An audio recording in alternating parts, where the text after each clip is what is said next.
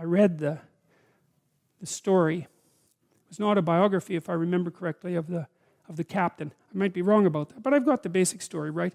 Well, they had a shipwreck in the Antarctica. And then they were there for a whole year in the Antarctica, you know, and none of them died, not one. He didn't lose a single man, not one. He kept their morale high. And then they took this boat that was on the ship, and they crossed like 400 miles of the roughest ocean, the roughest frigid ocean in the world, right? You don't go in that ocean. And then they went to an island, and they walked across the island, across these mountains that no one else has ever climbed since.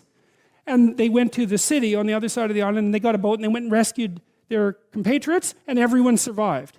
It's like Endurance is the name of the book. You read that book, man, you think, wow, people are really tough, you know, and it's ridiculous. So who knows how tough you are? And maybe you find out by going out to find out how tough you are, right? So you take on a challenge, one that you think you can master, that's just a bit beyond your grasp, and you master it, and then you're a little tougher, and you think, hey, that worked out pretty well. And so then you're more of a monster. And then you go out and you find another challenge that's even bigger, and you think, well, maybe I can do that too.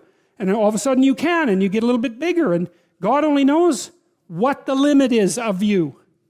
And you find out by pushing yourself against the world, and of course that's what Abraham is doing. And so, see, we're very pessimistic, us modern people. You know, we're pessimistic about humanity, that's for sure. Dismal, wretched, planet-destroying, cancer on the planet, right? As the Club of Rome described us so pleasantly back in the 1960s, you know? And I don't know, maybe we're ashamed of the Cold War. Maybe we're ashamed of all the destruction in the 20th century and the hydrogen bomb and the, you know, the continuing catastrophes of our societies. And we're deeply ashamed of that and ashamed of ourselves personally. But it's a hell of a thing to, you know, call us a cancer on the planet. There's just no excuse for that, because what you do with cancer is eradicate it. And I don't think that that's a very noble motive, personally. And I think it says a lot about the people who would use such phraseology, that they would dare to conceptualize humanity in that manner. But you know, it would be nice if we could be optimistic. And I think, again, the problem with being optimistic is that it's naive. So then the question is there an optimism that's not naive? And I think there is. And the optimism that's not naive is in just a visualization of how strong people can be. So one of the things that I tell people, I've told my students in my class, in Maps of Meaning, here's a goal. You want to be the person at the funeral of your father that everyone can rely on. How would that be? You want to be the person who's broken and useless and adding to the misery in the corner. And look, I'm not making light of people's grief. You know, I understand grief. But who do you want to be?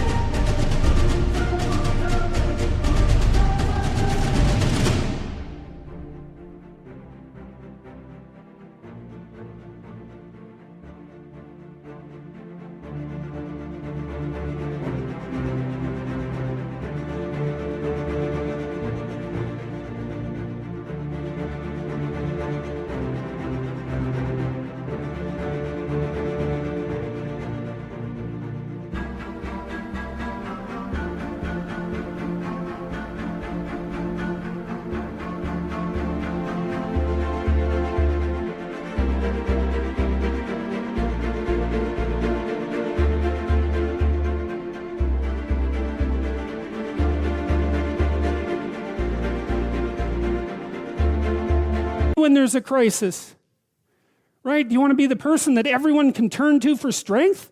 It's like, why the hell not? Why not that as a goal? That'd be a good goal, because then if there's a crisis, and there will be, it won't be such a bloody crisis, because there'll be someone there that can deal with it. You know, so when I went and talked to these people at the funeral home, I envisioned that. I thought, okay, well, this is something you have to contend with if you're going to be alive and adult. You have to contend with death and suffering, and you have to be ready for it, and you have to be there for the person, because that's all they're going to have. And so there's a goal, man.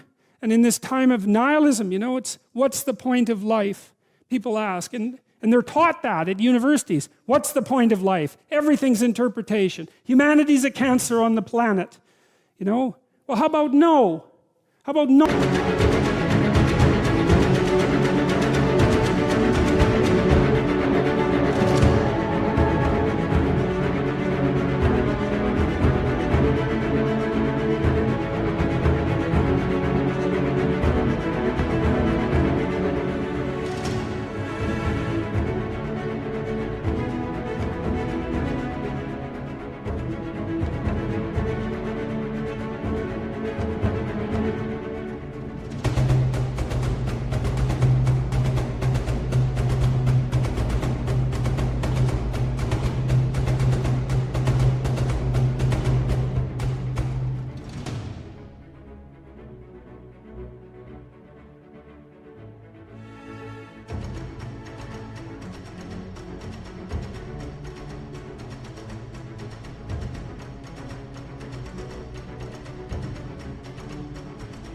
Not that.